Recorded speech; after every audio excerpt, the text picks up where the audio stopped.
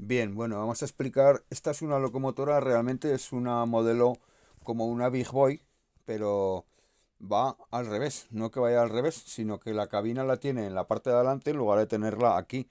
Es una locomotora americana, fue un invento que se hizo y como podéis ver, pues tiene aquí un montón de ruedas. Bueno, la verdad es que es una joya, ¿vale?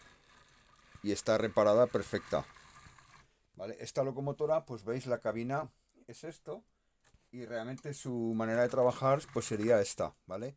Entonces, bueno, a ver, el funcionamiento es bueno, pero las ruedas pues a lo mejor están un poco sucias, es igual, no, no hay problema, porque es una locomotora más bien de estar en una vitrina, no es una locomotora para estar en una maqueta. Le falta aquí una cosita que intentaremos encontrarla, pero la verdad es que es una gran locomotora de la marca Rivaro, sí.